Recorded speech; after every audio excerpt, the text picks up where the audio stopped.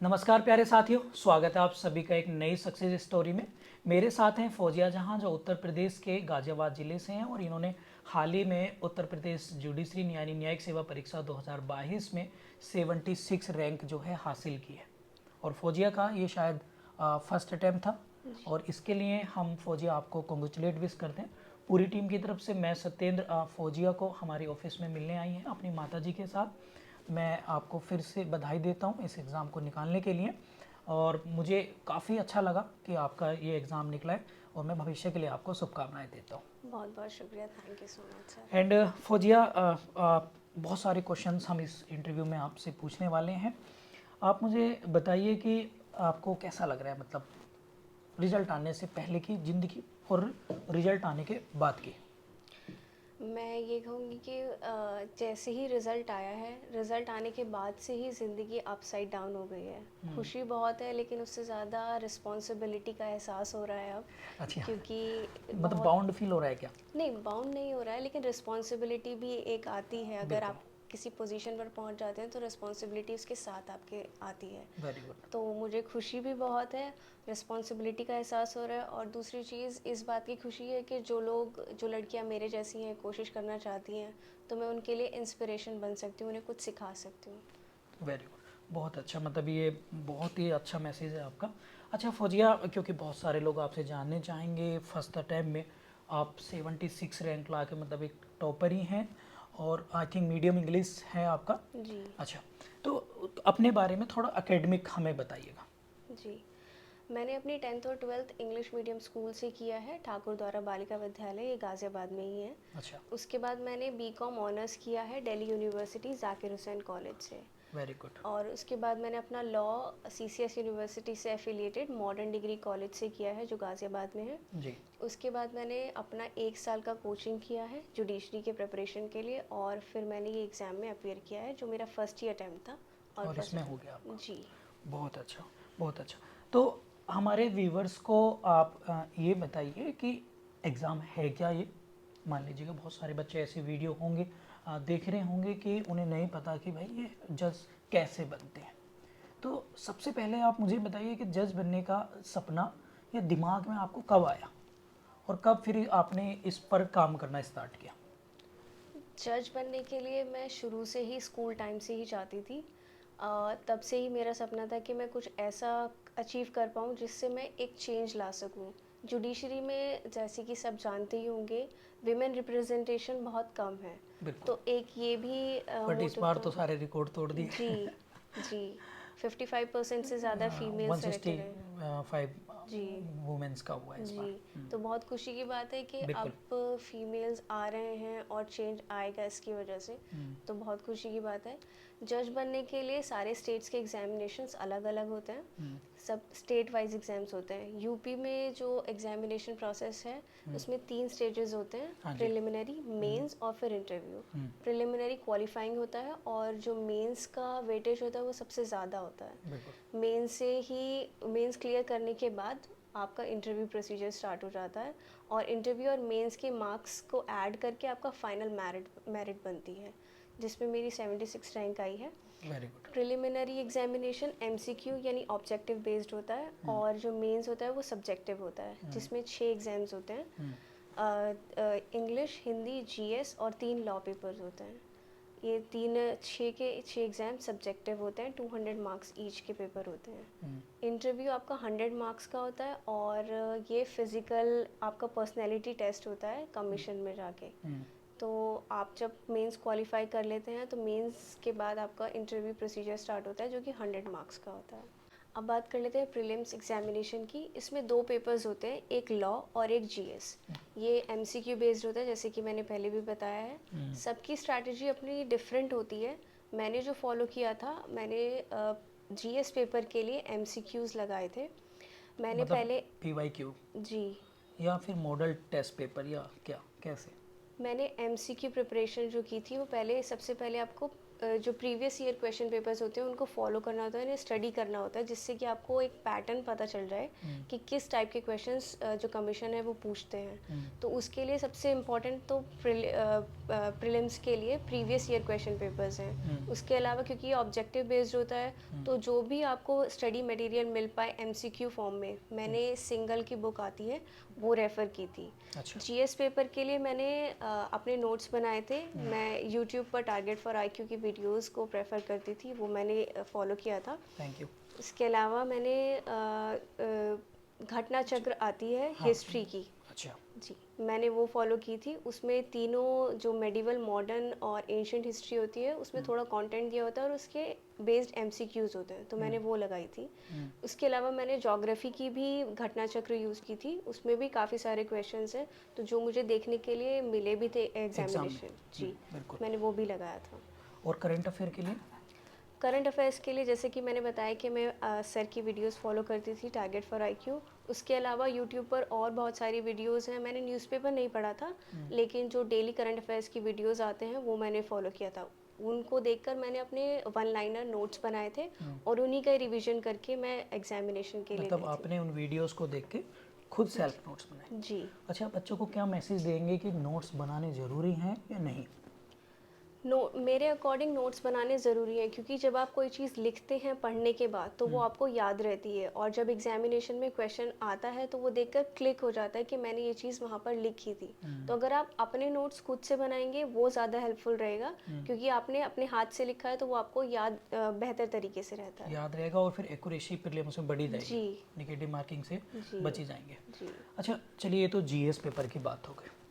अब इस बार थोड़ा पैटर्न चेंज हुआ था, आपको पता ही है, मींस 9 माइनर एक्ट भी जोड़ दिए, तो फिर उनकी तैयारी या फिर जो लॉ पेपर होता है आपका प्रीलिम्स में सेकंड पेपर, उसकी तैयारी के लिए आपकी क्या रणनीति थी?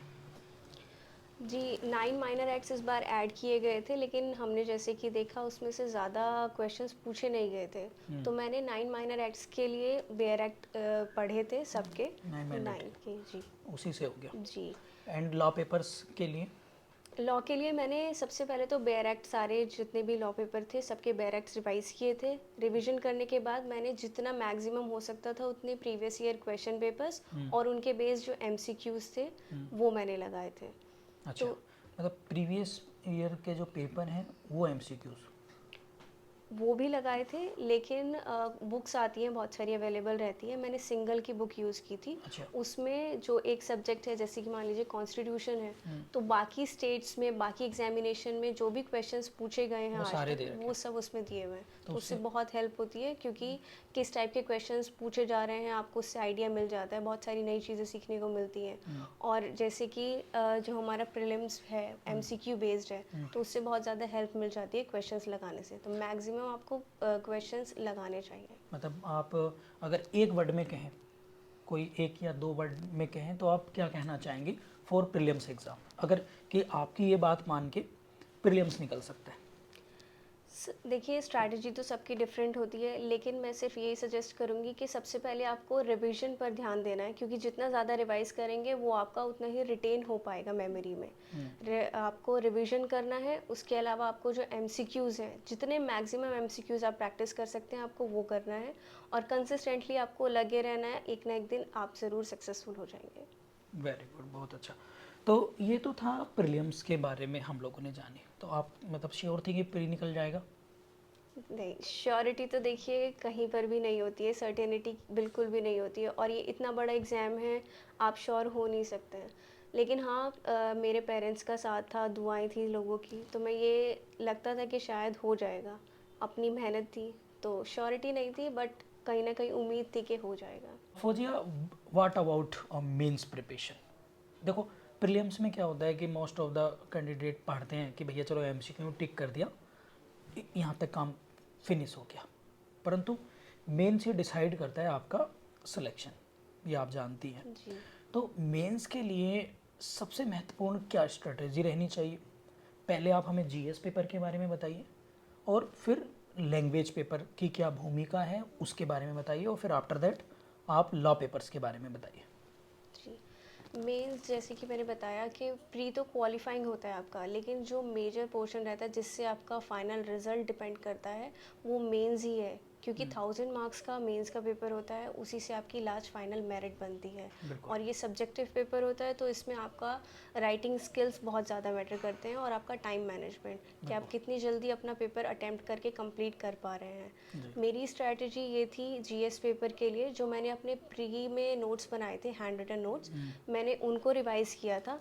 उसके अलावा मैंने कंटिन्यूसली मैं करंट अफेयर्स के लिए वीडियोस यूट्यूब पर देखती थी सर की।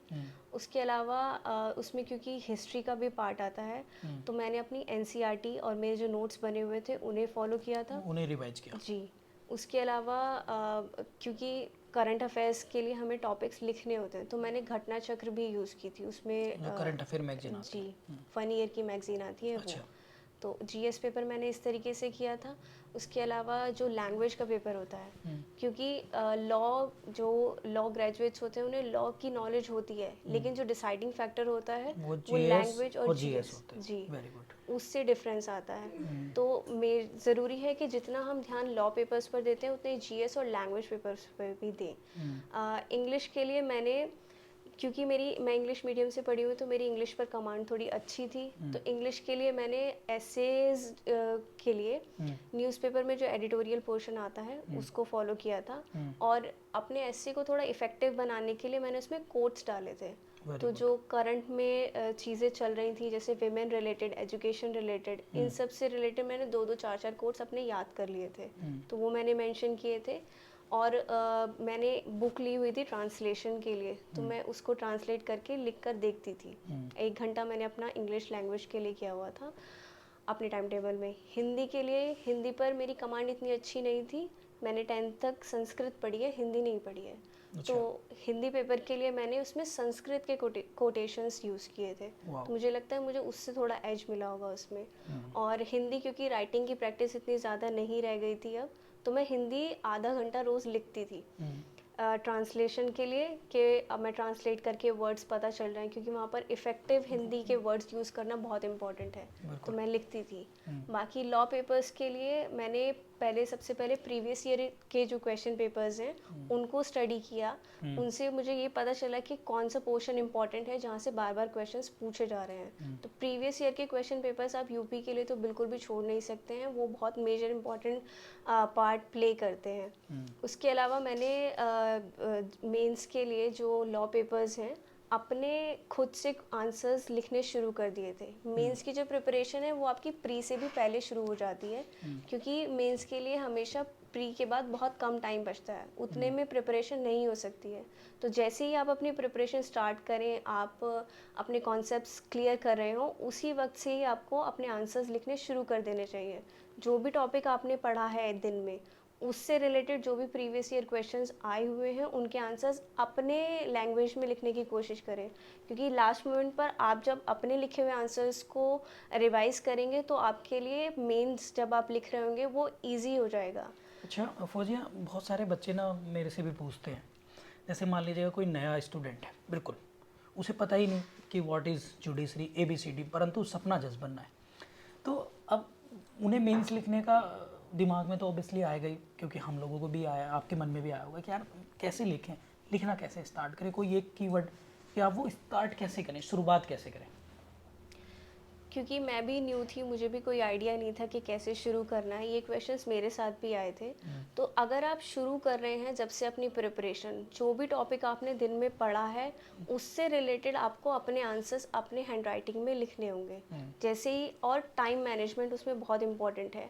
आपको अपना टारगेट बनाना होगा कि अगर मेरा 20 मार्क्स का क्वेश्चन है जिसका मैं आंसर लिख रही हूँ, तो वो मेरा 7 to 8 मिनट्स में या 10 मिनट्स में मैक्सिमम कंप्लीट होना चाहिए। क्योंकि जब आप मेंस लिखेंगे वहाँ पर आपके पास इतना टाइम होता नहीं है। 200 मार्क्स का पेपर कंप्लीट करना ही अपने आप में एक चैलेंजिंग पार्ट हो जाता है। तो आपको टाइम मैनेजमेंट करते हुए अपने आंसर्स लिखने शुरू करने होंगे प्री से भी पहले, ताकि प्री और मेंस के बीच में जो आपको टाइम मिले उसमें आप अपना रिवीजन कर सकें और आंसर्स लिख सकें। आंसर्स लिखना इतना इजी नहीं रहता है क्योंकि टाइम बहुत कम मिलता है। इस बार हमें 3 मंथ्स मिले थे, बट उससे पहले 45 डेज़ ही मिले थे। तो ज़रूरी है कि जहाँ से भी आप शुरू कर रहे हैं पहले आप आंसर्स लिखना शुरू कर दें। मेजर जो डिफरेंस आता है वो आपके लिखे हुए आंसर्स से आता है। Very good. अच्छा, इसमें बहुत बच्चे पूछते हैं कि पढ़ने के लिए इतने घंटे ज़रूरी हैं या भैया 10 घंटे 15 घंटे नहीं पढ़ेंगे तो सिलेक्शन नहीं होगा, आपका क्या कहना है इस पर? मैं कहूँगी कि सबकी अपनी अपनी स्ट्रैटेजी होती है। टाइम मैनेज करना ज़रूरी है, लेकिन इसका मतलब ये नहीं है कि सब एक जैसा टाइम दे पाएंगे। मैंने जो अपनी प्रिपरेशन की है वो जॉब के साथ की है। मीन्स आप मैं जॉब भी करती थी? जी सर। तो मेरी जॉब मतलब किस तरह की जॉब? मेरी फुल टाइम जॉब थी अमेज़ॉन में, वर्क फ्रॉम होम था मेरा। मैं अच्छा। ऑनलाइन जॉब करती थी, मुझे जाना नहीं होता था, लेकिन उसके साथ भी मैंने अपनी पढ़ाई मैनेज की और मेरा फर्स्ट अटेम्प्ट में ही क्लियर हो गया है। कितने साल जॉब किया आपने? 3 इयर्स हो गए मुझे। प्यारे साथियों, आप लोग समझ ही रहे होंगे, फौजिया 3 साल से जॉब में थी। और ये मैसेज मैं उन सभी को कन्वे करना चाहूँगा कि बहुत सारे लोग प्रोफेशन में या फिर जब एज बढ़ने लगती है तो प्राइवेट जॉब ढूंढते हैं फाइनेंशियली। तो ऐसी स्थिति में फौजिया को आप लोग देखिए, एक लड़की, और एक लड़की होने के साथ साथ घर की जिम्मेदारी और अपनी पढ़ाई यानी अपने ड्रीम के लिए, और बिकॉज ये चीज़ बताता है कि सेल्फ डिपेंडेंट बनने के लिए उन्होंने, ताकि वो पेरेंट्स पर बोझ ना बने आर्थिक तौर से, तो उन्होंने जॉब का निर्णय लिया और उससे जॉब करने के साथ साथ उन्होंने अपने ड्रीम को पूरा किया। चलिए, जॉब का हो गया, तो आपको एक मैसेज उन सभी को क्या देना चाहेंगे जो जॉब में हैं और वास्तव में जज बनना चाहते हैं, क्योंकि हमारे पास तो बहुत क्वेरी आती है ऐसी, तो आप उन्हें क्या कहना चाहेंगे? मान लीजिएगा, हो सकता है वो गवर्नमेंट टीचर हो, प्राइवेट टीचर हो, या फिर अदर किसी भी प्रोफेशन में हो, तो आप उन्हें क्या मैसेज देना चाहेंगे?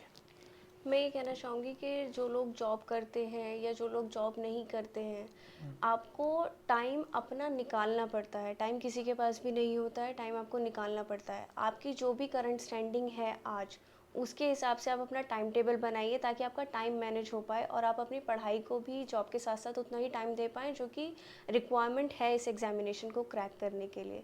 तो अगर आप कंसिस्टेंटली अपना टारगेट सेट करके उसको फॉलो करते रहेंगे तो ज़रूर आपको सक्सेस मिलेगा, लेकिन कभी भी क्विट करने का नहीं सोचिए। जब तक आप डेडिकेटेड रहेंगे आप कर पाएंगे चीज़ों को। तो टाइम आपको अपना खुद से मैनेज करना पड़ेगा, चाहे आपके पास कितने भी प्रॉब्लम्स आएँ, फाइनेंशियल रिसोर्सेज से रिलेटेड आएँ या टाइम से रिलेटेड आएँ या किसी भी तरीके की प्रॉब्लम्स आएँ, आपको उनका सोल्यूशन आपके पास ही है। बस आपको डेडिकेटेड रहना है और अपना टारगेट क्लियर रखना है। Very good. अच्छा फौजिया, चलिए ये तो प्री मेंस और आपके बारे में जाना, लेकिन सबसे ज़्यादा ज़रूरी है आफ्टर मेंस इंटरव्यू। तो आपको मेंस देने के बाद ये हो गया था कि मेरा इंटरव्यू के लिए कॉल हो जाएगी? नहीं, मैंने जैसे कि पहले भी बताया कि सर्टेनिटी तो कहीं पर भी नहीं रहती है। मुझे बहुत डर लग रहा था कि शायद मेंस के बाद मुझे इंटरव्यू के लिए कॉल नहीं आएगा, लेकिन मैं बहुत खुशकिस्मत हूँ कि मुझे इंटरव्यू के लिए भी कॉल आया था। इंटरव्यू बेसिकली 100 मार्क्स का होता है और ये आपका पर्सनैलिटी टेस्ट होता है। आपसे क्वेश्चंस जो पूछे जाते हैं वो लॉ रिलेटेड भी होते हैं और आपका जो करंट में इवेंट्स चल रहे होते हैं उनसे रिलेटेड भी आपसे क्वेश्चंस पूछे जाते हैं। लेकिन अगर आपको आंसर वहाँ पर नहीं आता है तो उससे इतना फ़र्क नहीं पड़ता है। मैटर क्या करता है कि आप कितने कॉन्फिडेंटली उसको हैंडल कर पा रहे हैं। जहाँ वो जो पैनलिस्ट बैठे होते हैं वो आपका सिर्फ कॉन्फिडेंस और आपकी पर्सनैलिटी टेस्ट करते हैं। तो जितना आप कॉन्फिडेंट रहेंगे उतना अच्छा होगा। मैंने इंटरव्यू के लिए मॉक इंटरव्यू दिया था, टारगेट फॉर आईक्यू में भी ऑफलाइन इंटरव्यू, तो उससे भी मुझे काफ़ी ज़्यादा हेल्प मिली थी। जो मेरा एक्सपीरियंस यहाँ पर था वैसे ही सिमिलर एक्सपीरियंस मेरा जो मेन इंटरव्यू कमीशन में हुआ था वैसा ही था। तो जो यहाँ पर पैनलिस्ट बैठे हुए थे उन्होंने मुझे फीडबैक भी बहुत जेन्युइन और अच्छा फीडबैक दिया था। जो मेरी कमियाँ थी वो मुझे बताई गई थी, मैंने उन पर वर्क किया और वो ही मेरे लिए हेल्पफुल रही। तो मैं कहना चाहूँगी कि अगर आप का मेंस क्लियर हो जाता है तो आप अपने कॉन्फिडेंस पर ज़्यादा वर्क कीजिए और सर का मॉक इंटरव्यू प्रोग्राम रहता ही है तो वो आप कर सकते हैं एनरोल, उसके लिए आपको बहुत हेल्प मिलेगी। अच्छा, इंटरव्यू के लिए मॉक कितना ज़रूरी है? मैं कहूँगी बहुत इम्पॉर्टेंट है मॉक, क्योंकि आप ऑनलाइन या ऑफलाइन? ऑफलाइन ज़्यादा बेटर रहेगा, क्योंकि ऑनलाइन मॉक में आपका पर्सनैलिटी बॉडी लैंग्वेज और जी प्रेजेंटेशन ये पता नहीं लग पाएगी। जी इसलिए ज़रूरी है कि आप ऑफलाइन मॉक ज़्यादा प्रेफर करें, क्योंकि वहाँ पर जो पैनलिस्ट बैठे होंगे वो आपका पर्सनैलिटी ओवरऑल देखेंगे कि आपकी बॉडी लैंग्वेज कैसी है या आपके जेस्चर्स कैसे हैं, वो मैटर करता है। तो इसके लिए ऑफलाइन मॉक ज़्यादा इम्पॉर्टेंट है। मैंने जब शुरू किया था तो मुझे बहुत हेजिटेशन थी कि मैं वहाँ पर जाकर कैसे फेस करूँगी, लेकिन ऑफलाइन मॉक से मुझे बहुत हेल्प मिली, मेरा कॉन्फिडेंस बूस्ट हुआ और वहाँ जाकर मैं अच्छे से परफॉर्म कर पाई। तो इसलिए मॉक बहुत इम्पोर्टेंट है मेरे अच्छा, अकॉर्डिंग। आप हमें बताइए कि वहाँ कौन कौन से क्वेश्चन पूछे गए, बस केवल क्वेश्चन क्वेश्चन जो आपको अगर कोई याद आ रहा है तो इंटरव्यू में। मेरा टोकन नंबर 302 था। तो सब जानते ही होंगे कि आईपीसी में 302 अभी मर्डर से रिलेटेड है, मर्डर की पनिशमेंट है उसमें। मेरे से वहाँ पर पूछा गया था कि जो नई वाली आईपीसी है उसमें टोटल कितने सेक्शंस हैं। तो ये मुझे आता था, मैंने उनको जवाब दे दिया था। बाकी उन्होंने मुझसे लॉ से रिलेटेड काफ़ी सारे क्वेश्चंस पूछे थे। उन्होंने मेरे से एक क्वेश्चन ये भी पूछा था कि व्हाट इज़ लाइफ, आप लाइफ के क्या से है? क्या समझते हैं जी। तो मेरे से इस तरीके के क्वेश्चंस भी उन्होंने पूछे थे कि वो देखना चाहते हैं कि आपके अंडरस्टैंडिंग लेवल कितना है। तो उसका आंसर मैंने किया था और वो इम्प्रेस हुए थे उस चीज़ से। Very good. अच्छा, ये तो इंटरव्यू का एक्सपीरियंस था, फिर रिजल्ट वाले दिन क्या घर का क्या माहौल था? सब बहुत खुश थे क्योंकि मतलब रिजल्ट आने से पहले की कहानी बताइए मुझे। मतलब जैसे रिजल्ट पता लग ही जाता है कि भाई आज रिजल्ट आ सकता है, उससे पहले आपकी क्या कंडीशन थी? जिस दिन रिज़ल्ट आने वाला था उस दिन सुबह से ही ये इन्फॉर्मेशन आ रही थी कि आज रिज़ल्ट आ जाएगा, आज रिज़ल्ट आ जाएगा। तो मुझे बहुत ज़्यादा घबराहट हो रही थी। हमेशा से ही ये लग रहा था कि शायद अब नहीं होगा, इस स्टेज तक आकर मैं वापस चली जाऊंगी और मुझे फिर से शुरू करना पड़ेगा। लेकिन जब रिज़ल्ट आया तो रिज़ल्ट देखने के बाद मुझे मेरा रोना नहीं रुक पाया। और मैंने जब अपने घर वालों को बताया तो वो भी बहुत खुश थे और खुश होने की वजह से वो भी बहुत इमोशनल हो गए। तो ये होता ही है, खुशी बहुत होती है लेकिन उसके साथ साथ इमोशंस आ ही जाते हैं। Very good. अच्छा, मतलब वो तो खुशी के इमोशंस जी। होते हैं, वो डेफिनेटली होने चाहिए क्योंकि संघर्ष का उनसे ताल्लुक होता है। अच्छा फौजिया, इस सफलता में हालांकि कई बार मैं बोल चुका हूँ ये बात कि किसी एक व्यक्ति को कहना तो बहुत मुश्किल होता है, फिर भी इस सफलता में सबसे ज़्यादा योगदान किसका रहा और आप इसका श्रेय किसे देना चाहेंगे? देखिए, इतना बड़ा एग्ज़ामिनेशन है जिसको अचीव करने के लिए बहुत सारी मेहनत लगती है, बहुत लोगों की मेहनत लगती है। मैं हमेशा ये कहती हूँ कि ये एक वन मैन बैटल नहीं है। इसमें सबका सपोर्ट है, सबका कंट्रीब्यूशन है। जिसने भी मेरी थोड़ी सी भी मदद की है, चाहे वो बुक या कोई स्टडी मटेरियल देने में हो या कोई मुझे सिर्फ विश करने के लिए भी हो, तो मैं सबको ही उस चीज़ का क्रेडिट देना चाहूँगी। सबसे पहले तो अल्लाह को शुक्रिया करना चाहूँगी। उसके बाद मेरे पेरेंट्स हैं जिन्होंने मुझे सपोर्ट किया हमेशा, मेरी फैमिली, और सबसे ज़्यादा इम्पोर्टेंट टीचर्स जिन्होंने आज तक मुझे पढ़ाया है। उसके अलावा भी, उसके बाद भी, उसके साथ साथ जिन्होंने मुझे सीख दी है वो सब भी टीचर्स ही हैं। तो टीचर्स का एक बहुत मेजर रोल रहता है। तो मैं सबको इसका क्रेडिट देना चाहूँगी। वेरी गुड, बहुत अच्छा लगा मुझे ये जानकर। अच्छा फौजिया, कोई सुझाव, कोई सजेशन आप हमारे प्यारे व्यूवर्स को देना चाहेंगे कि भाई आप ये काम कर सकते हैं, ये करके ये बन सकते हैं, कोई एक मैसेज आप देना चाहेंगे?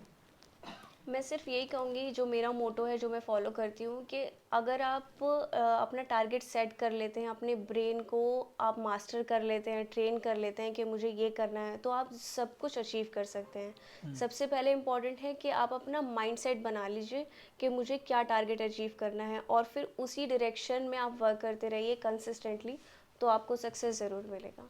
Very good. अच्छा चलिए, तो हमने काफ़ी कुछ जाना। And what about target for IQ? मतलब एक ऑनलाइन, हालांकि हम लोग अभी ऑनलाइन ही हैं, तो फिर इसका ऑनलाइन के मामले में आजकल काफ़ी ऑनलाइन प्रचलन हो गया, इसका क्या योगदान समझती हैं आप? देखिए, टारगेट फॉर आईक्यू जो है बहुत ही अच्छा प्लेटफॉर्म है, क्योंकि जो सर का कॉज है, सर उन बच्चों तक पहुंचना चाहते हैं जो कि फाइनेंशियली वीक होने की वजह से पीछे हट जाते हैं, नहीं कर पाते हैं। सर का मिनिमम कॉस्ट में, या वो कॉस्ट भी नहीं लेते हैं काफ़ी बच्चों से। तो उनका कॉज मुझे बहुत अच्छा लगता है। उनका, मेरे जो मैं यहाँ तक पहुँच पाई हूँ उसमें भी बहुत ज़्यादा कॉन्ट्रीब्यूशन है, क्योंकि जब मैं जीएस की प्रिपरेशन कर रही थी, मैंने भी कोई ऐसे ऑनलाइन कोर्स परचेज़ नहीं किया था। जो सर के वीडियोस आते हैं यूट्यूब चैनल पर, उसी से मैंने अपना प्रिपरेशन किया था, उसी से मैंने अपने नोट्स बनाए थे।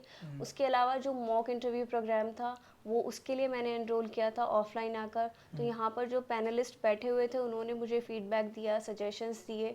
उसके लिए भी मैं कहना चाहूँगी कि बहुत ज़्यादा कंट्रीब्यूशन है उनका। तो मैं थैंक यू कहना चाहूँगी सर को थैंक यू और सो मच। सर की टीम को। एंड प्यारे साथियों, फौजिया जहाँ हमारे ऑफिस में अपनी माता जी के साथ, अपनी सिस्टर के साथ यहाँ पर आई हैं, और मैं ईश्वर से बस यही प्रार्थना करूँगा कि डेफिनेटली हमेशा ये खुश रहें और ऊंचाइयों को छूती रहें। हमारी पूरी टारगेट फॉर IQ की टीम की तरफ से फौजिया आपको फिर से शुभकामनाएं और अगेन हम आपको कॉन्ग्रेचुलेट विश करते हैं और डेफिनेटली आप डिजर्विंग हैं, वो तो लग ही रहे हैं। और मैं चाहता हूं कि जल्दी से आपका प्रमोशन होकर आप जो है हाई कोर्ट और उसके बाद फिर सुप्रीम कोर्ट में जज बने। और मैं बस लास्ट में व्यूवर्स आप लोगों को कहूँगा कि फौजिया से हमें जानने के लिए मिला कि प्राइवेट जॉब के साथ कैसे टाइम मैनेजमेंट करते हुए इन्होंने अपने सपने को साकार करा है। आपने 76 रैंक हासिल करी है और रियली बहुत ही प्राउड का मोमेंट है।